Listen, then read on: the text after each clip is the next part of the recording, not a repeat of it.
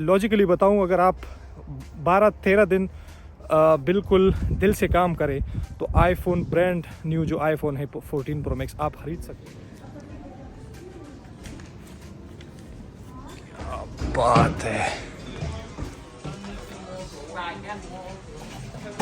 Winter में मैं आया था तो मैंने ये ख़रीदा था। बहुत ही हल्का और प्यारा जैकेट है। उस वक्त भी 20 पाउंड्स का था, अब भी है, यानी इतनी इन्फ्लेशन के बावजूद इन्होंने प्राइस नहीं बढ़ाई, which is a good thing. तो भाई जी ये हम पहुंच गए हैं स्पोर्ट्स डायरेक्ट। बाप रे, ये तो पूरी दुनिया यहाँ पे स्पोर्ट्स लवर के लिए तो भाई ये जन्नत है, जन्नत। Hi guys, welcome back to another video. और अभी मैं जा रहा हूँ विंटर के लिए कोई जैकेट वैकेट ख़रीद लूँ एक दो, और उसके साथ साथ हम बात करेंगे कि क्या जैसे मैं आया था तो आईफोन 13 प्रो मैक्स लिया था, क्या मुझे आईफोन 14 प्रो मैक्स के लिए अपडेट करना चाहिए।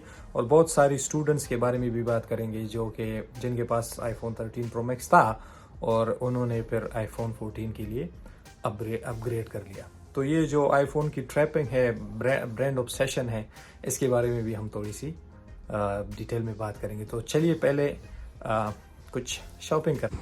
तो भाई जी ये हम पहुंच गए हैं स्पोर्ट्स डायरेक्ट। यहाँ से ख़रीदेंगे कोई जैकेट। ब्रांड्स के पीछे भागता तो स्पोर्ट्स डायरेक्ट ना आता। यहाँ पे भी सारे ही ब्रांड्स है, एडिडास, नाइकी, प्यूमा, लेकिन यहाँ पे प्राइसेस रीजनेबल होती है।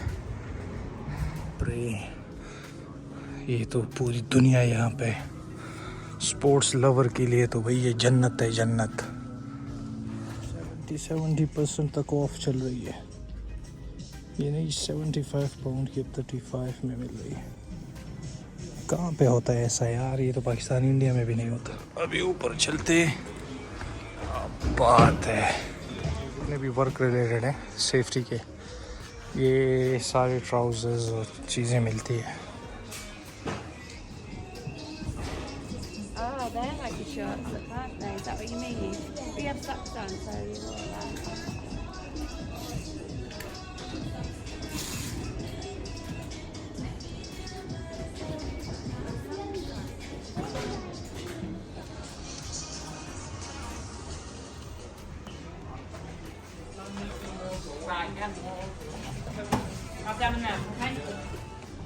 स्पोर्ट्स डायरेक्ट से वापस निकला हूँ। जो चीज़ चाहिए थी मुझे मिली नहीं। मुझे एक पफर लॉन्ग कोट चाहिए था, लेकिन वो इनके पास था नहीं। और इसके अलावा नाइकी का एक लॉन्ग कोट मुझे पसंद आया, जैकेट, पर भाई वो 100 पाउंड से ऊपर का था। और हमने नाइकी को इस बार कहा कि भाई आप लोग की जो मार्केटिंग स्ट्रेटजीज़ है और जो ब्रांड ऑब्सेशन है वो आज हमें नहीं पसाएगा। तो निकल के अब हम जाएंगे जेडी स्पोर्ट्स। प्राइमार्क से ही जेडी स्पोर्ट्स को रास्ता जाता है, लेकिन पहले यहाँ पे देखते हैं अगर कुछ पहनने को मिले, क्योंकि this is the cheapest garment stores in UK. Winter में मैं आया था तो मैंने ये ख़रीदा था। बहुत ही हल्का और प्यारा जैकेट है। उस वक्त भी 20 पाउंड्स का था, अब भी है, यानी इतनी इन्फ्लेशन के बावजूद इन्होंने प्राइस नहीं बढ़ाई, which is a good thing. बच्चों के सेक्शन में इतनी वैरायटी और मेन सेक्शन में कुछ भी नहीं। चलते जेडी स्पोर्ट्स। इसका ग्राउंड फ्लोर है, फर्स्ट फ्लोर पे भी सारा इनका सेक्शन था। प्राइमार्क वाले भी बड़े होशियार हैं, उनको पता है कि सारी शॉपिंग तो ख़वातीन कर दी है। हम मर्द तो बस पिछले साल एक जैकेट लिया था, अब एक और जैकेट ले लेंगे और विंटर गुजार लेंगे। तो अभी जाते हैं जेडी स्पोर्ट्स। ये ब्यूटी है यहाँ पे, देखिए कोई वॉल्स नहीं है, कोई डोर्स नहीं है इनको बंद करने के लिए। सारे स्टोर्स ओपन पड़े पूरा शॉपिंग मॉल में, आप देख लिए यहाँ पे। अब ये पता भी नहीं चलता कि ये कौन सी शॉपिंग सेंटर की चीज़ें हैं, कौन सी शॉप की है, लेकिन ये सारा दिन सारी रात तक सारा साल ओपन रहता है। तो ये ब्यूटी है यूके की। वो रहा जेडी की निस्बत छोटा सा है, लेकिन देखते हैं कि इसमें कोई वैल्यू फॉर मनी चीज़ मिलती है नहीं। वाओ, यहाँ पे मुझे एक हुडी पसंद आई थी प्यूमा की, वो ले लेता हूँ। यहाँ पे कहीं पड़ी हुई थी, ये इस पे वियतनाम में बना के नाइकी का लोगो लगा के इसको 135 पाउंड यानी 150 यूरोज में बेच रहे। ज़्यादती है यार। शूज़ है यार, क्या शूज़ है माशाल्लाह।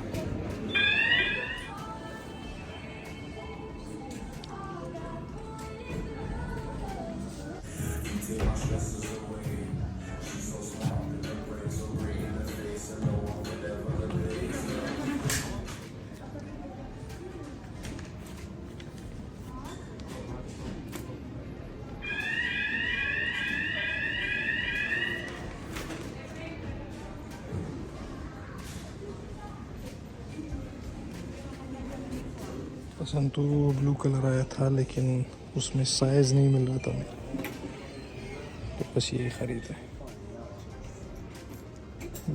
Yeah, have you wrote all the shit? हाँ जी भाई, तो हुडी मैंने ख़रीदी और आप देख सकते हैं कि मॉल क्लोज़ हो चुका है। तो अभी मैं जा रहा हूँ बाहर। तो मॉल बंद होने के बाद इन्होंने ऐसी जगह से निकाला कि पता ही नहीं चला कि किधर से निकालिया है। पीछे से था, अभी आगे आ रहा हूँ। ये रहा स्टोक का सिटी सेंटर। ये इतना क्वाइट होता है। छोटे शहर का ये प्रॉब्लम होता है कि यहाँ पे लोग बहुत कम दिखाई देते, तो इसलिए अगर यूनिवर्सिटी छोटे शहर में है तो ये जहन में याद रखना है कि लोनलीनेस फील होगी आपको। बट क्या करे यार, जब तक पाउंड्स आते तो बंदा शुक्र कर लेता है। ये रही मुझ गरीब की बाइक, वो दूसरी बाइक जो वो चोरी हो चुकी थी तो मैंने एक और ले लिया है। हाँ गाइस, तो इधर अब मैं पार्क आ चुका हूँ और इधर हम मज़ीद वीडियो कंटिन्यू करेंगे।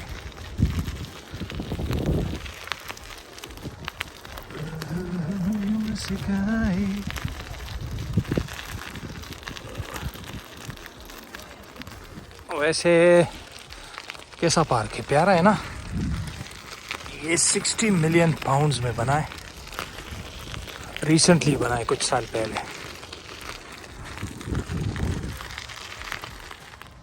हाँ गाइस, तो असल में इस वीडियो बनाने का मकसद ये था कि क्या मुझे आईफोन 13 प्रो मैक्स को बेच कर या वापस कंपनी को देकर मुझे आईफोन 14 में अपग्रेड करना चाहिए या नहीं। तो देखिए, सबसे पहले मैं एक लॉजिक की तरफ आता हूँ। रिसेंटली अमेरिका में एक स्टडी की गई जिसमें लोगों को दो ग्रुप्स में डिवाइड किया गया। एक ग्रुप को जो है उनको IBM की लोगो दिखाई गई और दूसरे ग्रुप को एप्पल की लोगो दिखाई गई और उनको कुछ प्रॉब्लम्स सॉल्व करने को कहा। तो जब उनके रिजल्ट्स आए तो उसमें निकला कि जिन लोगों ने आईफोन का लोगो देखा था वो ज़्यादा क्रिएटिव निकले।